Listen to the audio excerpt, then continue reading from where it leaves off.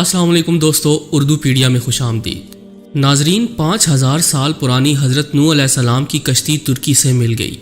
अंदर से ऐसा क्या निकला कि जिसे देखकर हर कोई हैरान रह गया। सवाल ये भी है कि तुर्की के सदर रजब तैयब उर्दोगान ने इस कश्ती को दुनिया से छुपा कर क्यों रखा। आज की इस कीमती वीडियो में हम आपको कश्ती नूह से मुतल्लिक हैरान कुन हकायक बतलाने जा रहे हैं, लिहाजा वीडियो को शुरू से लेकर आखिर तक ज़रूर देखिएगा। और अगर आप चैनल पर नए हैं तो इसे सब्सक्राइब भी कर लीजिए। तो आइए चलकर शुरू करते हैं। दोस्तों, कुरान मजीद में अल्लाह ताला ने जिन कौमों का तज़किरा किया है, इनके आसार आज भी दुनिया में मौजूद हैं। इन कौमों को अल्लाह ताला ने इनकी नाफरमानियों, खुदा ताला की ज़ात से इनकार, रसूलों, नबियों और उनके मानने वालों पर जुल्म सितम की इंतहा कर देने पर सख्त सजाएं यानी अजाब दिए। और कुरान में हम मुसलमानों की इबरत और रहनुमाई के लिए इनका तज़किरा किया। हज़रत नूह अलैहिस्सलाम को सानी आदम भी कहा जाता है, क्योंकि आपके ख़ानदान के अफराद और अल्लाह के हुक्म से तैयार की गई कश्ती में सवार जानवरों के अलावा हर शय पानी में गर्क कर दी गई थी। हज़रत नूह अलैहिस्सलाम की कश्ती पर 8 अफराद सवार थे। हज़रत नूह अलैहिस्सलाम, आपकी अहलिया, 3 बेटे और बहुएं, बाकी मुख्तलिफ इकसाम के जानवरों की जोड़ियाँ थीं। नूह अलैहिस्सलाम का वाक़या साबका आसमानी किताबों तौरात, ज़बूर और इंजील में भी मिलता है।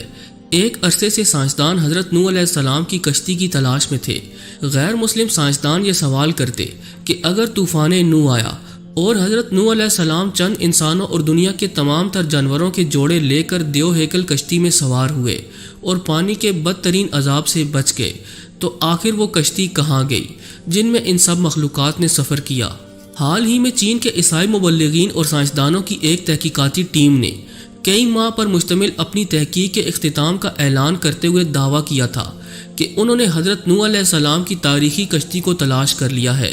ये कश्ती मशरकी तुर्की में वाक़े कोहे अरारत पर मिली, जिसकी चोटी की बुलंदी 12,000 फुट है। माहिरीन की टीम का कहना था कि इस कश्ती की 3 मंजिलें हैं। ये कश्ती कई मीटर बर्फ़ के नीचे दबी हुई है।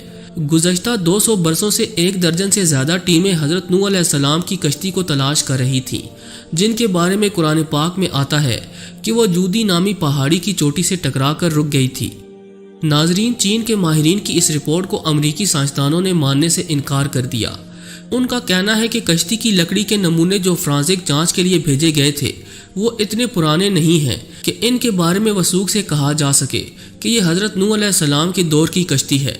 जबकि चीनी माहिरीन की टीम का दावा है कि वो 99% यकीन रखते हैं कि ये वही कश्ती है जो हज़रत नूह अलैहिस्सलाम ने 4800 साल कबल अल्लाह के हुक्म से बनाई थी। माहिरीन का कहना है कि इस कश्ती की 3 मंजिलें हैं और इसमें कई बड़े बड़े कमरे भी हैं और इन कमरों में लकड़ी के सतून हैं। अरब अखबारात ने भी इस ज़िमन में सवाल उठाए थे कि क्या वाकई ये हज़रत नूह अलैहिस्सलाम की कश्ती है।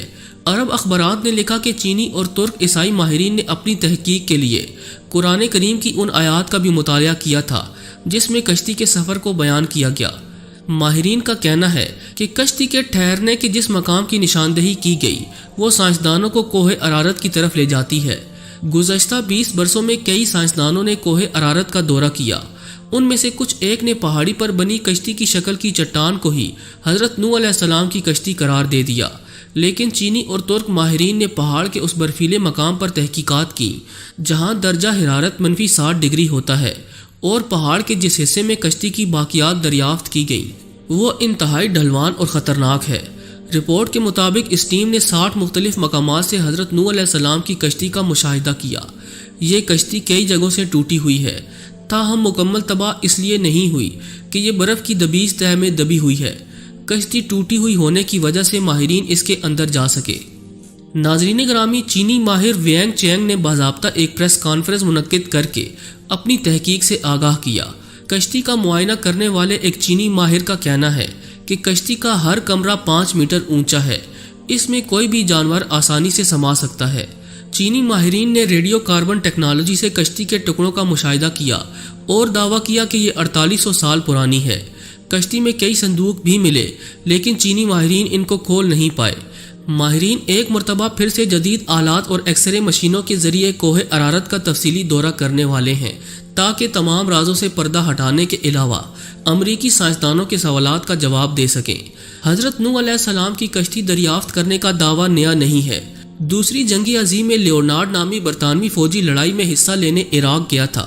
لیونارڈ کو تاریخ اور آثار قدیمہ میں کافی دلچسپی تھی، اس لیے اس نے عراق کے بازاروں میں مختلف آثار قدیمہ کی اشیاء خریدنا اور جمع کرنا شروع کر دی۔ جب وہ چل بسا تو اس کے بیٹے سائمس کے حصے میں یہ اشیاء آئیں۔ اس نے یہ اشیاء برطانیہ کے میوزیم کے حوالے کر دیں۔ برٹش میوزیم سے وابستہ ماہر آثار قدیمہ اروننگ فنکل نے ان اشیاء کا معائنہ کیا۔ ان اشیاء میں سے ایک تختی بھی ملی جس پر قدیم اشوری زبان میں کچھ لکھا تھا۔ سخت مٹی سے بنی اس تختی پر لکھی عبارت کا جب انہوں نے ترجمہ کیا تو وہ حیران رہ گئے، کیونکہ تختی پر درج تھا کہ جب انسانوں کے گناہ بڑھ گئے تو خدا ان سے ناراض ہو گیا اور پھر اس نے گناہگاروں کو پانی میں ڈبونے کا فیصلہ کیا۔ تب فرشتوں نے وادی دجلہ اور فرات میں آباد ایک نیک انسان حضرت نوح علیہ السلام تک خدا کا یہ پیام پہنچایا کہ وہ ایک کشتی تیار کریں اور اس میں نیک لوگوں کے علاوہ تمام جانداروں کا ایک ایک جوڑا بھی سوار کر لیں۔ اس تختی میں کشتی کو اتنا بڑا بتایا گیا کہ وہ فٹ بال کے ایک اسٹیڈیم کے برابر تھی۔ ماہرین نے اندازہ لگایا کہ یہ تختی 4000 برس پرانی ہے، یعنی حضرت عیسیٰ علیہ السلام سے 2000 برس پہلے کی ہے۔ دوستو، اس طرح طوفان نوح کا ایک اور ٹھوس ثبوت دنیا کے ہاتھ بہت پہلے ہی لگ چکا ہے۔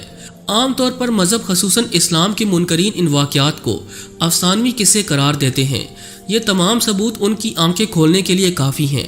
اس تختی پر یہ بھی لکھا ہے کہ حضرت نوح علیہ السلام کی کشتی آج کل کی کشتیوں کی طرح لمبی نہیں تھی، بلکہ بیضوی یعنی انڈے نما تھی۔ اس زمانے میں دجلہ اور فرات میں اسی طرز کی کشتیاں چلتی تھیں۔ کشتی کے ٹھہرنے کے مقام کے بارے میں قرآن مجید کی سورۃ الہود کی آیت نمبر 44 میں بتایا گیا کہ وہ ایک بلند مقام جودی پر جا کر رکی تھی۔ عراق اور شام کے قدیم باشندے بابل کے دور میں یہ سمجھتے تھے کہ حضرت نوح علیہ السلام کی کشتی کوہ کردہ پر ٹھہری تھی۔ یہ مشہور پہاڑ جزیرہ ابن عمر کے قریب واقع ہے۔ یہ مقام بھی اب ترکی کے حصے میں ہے، تاہم عراق کی سرحد اس سے متصل ہے۔ مسلم تاریخ دانوں نے کوہ کردہ کو ہی حضرت نوح علیہ السلام کی کشتی کے ٹھہراؤ کا مقام قرار دیا، اسی لیے یہ پہاڑ مسلمانوں میں کوہ جودی کے نام سے مشہور ہو گیا۔ تاہم عیسائی مبلغین کا کہنا ہے کہ کشتی کوہ ارارت پر جا کر رکی تھی اور یہ پہاڑ آرمینیا اور ترکی کی سرحد پر ہے۔ حضرت نوح علیہ السلام کو ثانی آدم کے علاوہ شیخ الانبیاء کا خطاب بھی عطا ہوا، کیونکہ آپ وہ پہلے پیغمبر ہیں جو انسانیت کی طرف بھیجے گئے۔ قرآن پاک میں حضرت نوح علیہ السلام کا نام 73 مرتبہ آیا ہے۔ ان کی عمر 900 برس تھی۔ نبیوں میں آپ سب سے طویل العمر ہوئے۔ حضرت نوح علیہ السلام موجودہ عراق میں آباد ایک قوم کے پاس نبی بنا کر بھیجے گئے تھے۔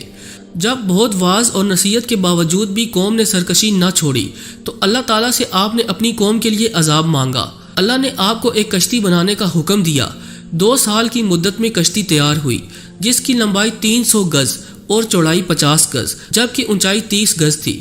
جب عذاب آیا تو آسمان سے مسلسل بارش ہونے لگی اور زمین سے چشمے ابلنے لگے، ہر شے پانی میں غرق ہو گئی۔ حضرت نوح علیہ السلام کی کشتی 6 ماہ 8 دن پانی پر تیرتی رہی اور 10 محرم کو کوہ جودی پر جا کر ٹھہر گئی۔ کئی دن تک پانی اترتا رہا۔ اس کے بعد جب خشکی پیدا ہوئی تو حضرت نوح علیہ السلام نے خسران شہر کو بسایا اور ایک مسجد بنائی جس کا نام سمانین تھا۔ حضرت نوح علیہ السلام طوفان کے بعد صرف 60 برس زندہ رہے۔ ان کا مزار آج بھی لبنان میں موجود ہے۔